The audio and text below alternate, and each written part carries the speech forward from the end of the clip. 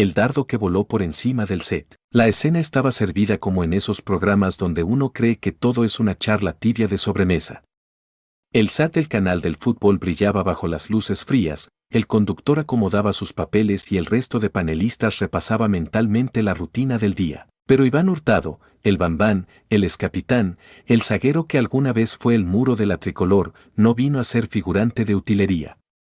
No vino a regalar frases bonitas para que Twitter aplaudiera. Llegó con el ceño fruncido, con esa mirada que uno reconoce de sus noches en Barranquilla o Quito, cuando el marcador estaba en contra y había que gritar para que el equipo despertara. De repente, sin preámbulo, dejó caer la frase como quien suelta un adoquín sobre una mesa de vidrio. Yo, si fuera Joel Ordóñez, hago las valijas y me voy a Arabia Saudita. Silencio.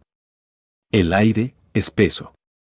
El camarógrafo que enfocaba se quedó medio segundo más sobre su rostro, como entendiendo que algo acababa de pasar.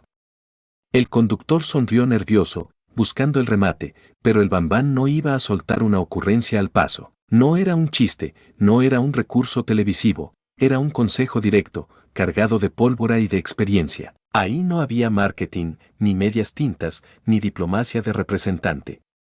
Había verdad cruda, de esas que salen de un tipo que cargó la cinta de capitán, que jugó mundiales, que sufrió lesiones en silencio y que sabe lo que es sentarse con un médico y escuchar la frase maldita: vas a estar parado 6 meses. El set entero supo que esa frase iba a circular, iba a encender los grupos de WhatsApp, a despertar hilos de Twitter, a poner a los opinadores en fila. No era para menos. En un país que todavía se emociona con el sueño de ver a sus talentos triunfar en Europa, que asocia la palabra gloria con fotos en estadios icónicos, que se imagina a sus jugadores en Champions como si fueran parte de la épica nacional, decir en cadena nacional me iría a Arabia es un golpe en la mandíbula del romanticismo. Pero Hurtado no hablaba desde el desprecio por Europa. Hablaba desde la aritmética fría que entiende un futbolista cuando ya no está en el álbum de figuritas, cuando ya no lo llaman para las concentraciones y empieza a mirar la vida desde la otra orilla. Él lo dejó claro: la carrera es corta, los golpes son traicioneros, el futuro no se asegura con aplausos, se asegura con contratos. Y si sobre la mesa hay una cifra de 7 millones de euros por temporada para un chico de 21 años, él no duda, su voz no tembló. No buscó suavizarlo con un depende o un habría que ver. Fue tajante: yo me iría. La frase cayó como granada en un vestuario.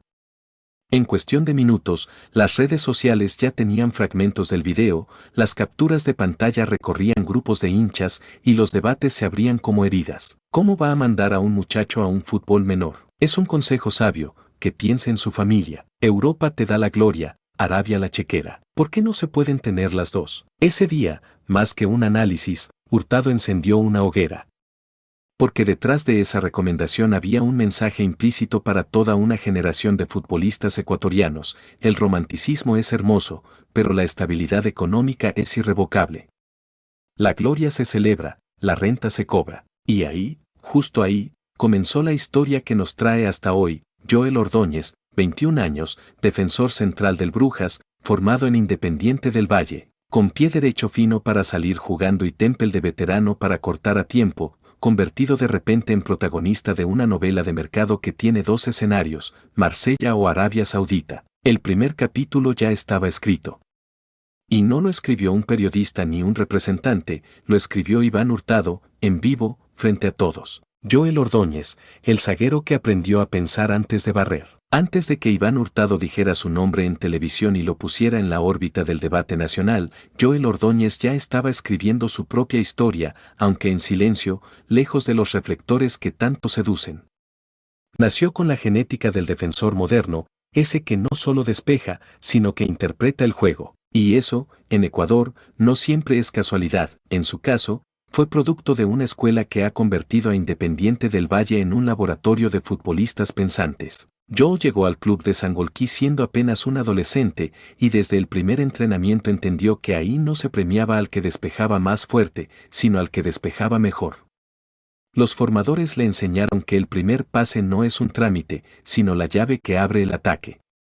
Que el anticipo vale más si evita la falta. Que un central no solo corta jugadas, construye. Su biotipo impresionaba: más de 1,85 de altura, zancada larga, espalda ancha y una madurez corporal que lo ponía a competir de igual a igual con rivales mayores. Pero lo que marcaba la diferencia era su lectura. Sabía cuándo saltar a presionar, cuándo retroceder, cuándo achicar y cuándo esperar. Y eso, para un entrenador europeo, es oro puro. La vitrina de Independiente del Valle lo proyectó pronto.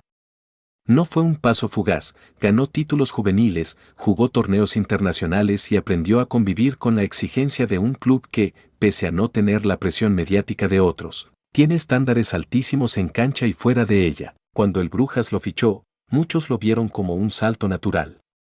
Bélgica, para los sudamericanos, es puerta de entrada a las grandes ligas. En Brujas, Joe se encontró con un fútbol tácticamente más rígido, más físico y con un ritmo distinto.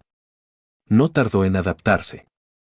Se ganó minutos, acumuló titularidades y llamó la atención por esa mezcla de fuerza y calma que transmitía. En un equipo acostumbrado a dominar en su liga, él fue ganando jerarquía para también responder en escenarios europeos, donde el margen de error es mínimo. El salto parecía tener destino claro, seguir creciendo en el viejo continente, buscando un club de liga top que lo consolidara como titular en un torneo de máxima exposición.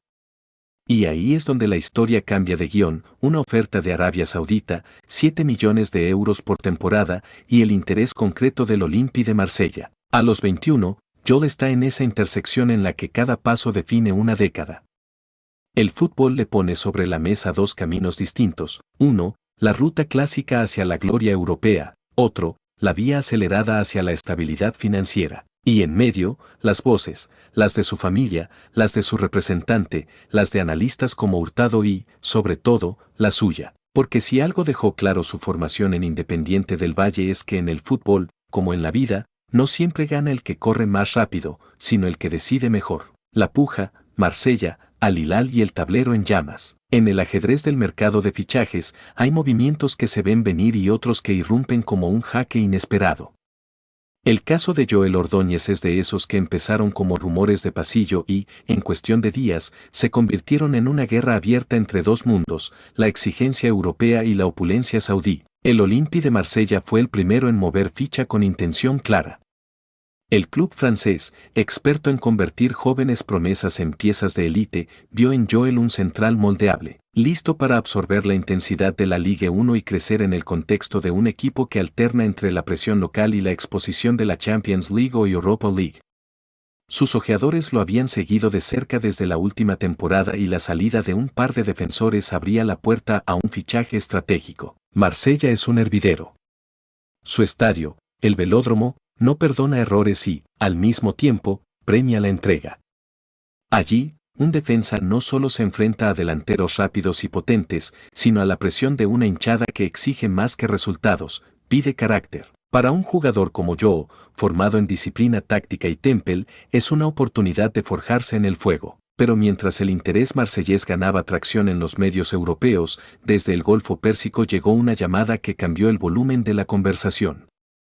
Al Hilal, uno de los gigantes saudíes, decidió que Joel era la pieza que faltaba en su defensa y que no iban a escatimar en cifras. El proyecto es claro, no solo se trata de competir localmente, sino de armar un equipo de figuras para dominar en Asia y plantar cara en el Mundial de Clubes. La oferta no es cualquier cosa, 7 millones de euros por temporada. Y eso, para un futbolista de 21 años, significa asegurar el futuro en un abrir y cerrar de ojos. El salario no solo multiplicaría lo que gana en Bélgica, sino que lo colocaría en la franja de ingresos de figuras consolidadas. Y no es solo dinero, el contrato incluye cláusulas de rendimiento, bonificaciones por títulos y beneficios para su entorno. En el medio, aparece el nombre del Olympique de Lyon, tanteando terreno. No tan agresivo como Al Hilal ni tan adelantado como Marsella, pero dispuesto a entrar en la conversación si las negociaciones con los otros dos se complican. Mientras tanto, el Club Brujas juega su propia partida. La ausencia de Joel en el partido de ida de la tercera ronda de la Champions contra el Red Bull Salzburg no es casual. Es un gesto de protección, no arriesgar a un activo que podría cerrar un traspaso millonario en cualquier momento. En los despachos del club belga saben que tienen una pieza codiciada y que cada día que pasa aumenta la presión sobre los interesados. En este punto, la puja ya no es solo deportiva o económica. Es también estratégica. Marsella juega con el prestigio y la proyección. Al Hilal, con la solvencia inmediata y un proyecto ambicioso. Lyon, con la promesa de estabilidad y minutos. Y el Brujas, con la calma de quien sabe que tiene en sus manos una carta ganadora que todos quieren. La decisión final de Joel será el jaque mate. Y cada movimiento que haga en estos días será observado de cerca por agentes, directivos, periodistas, y una hinchada ecuatoriana que espera saber si su joven zaguero seguirá el camino de la élite europea o abrirá la puerta dorada del fútbol saudí.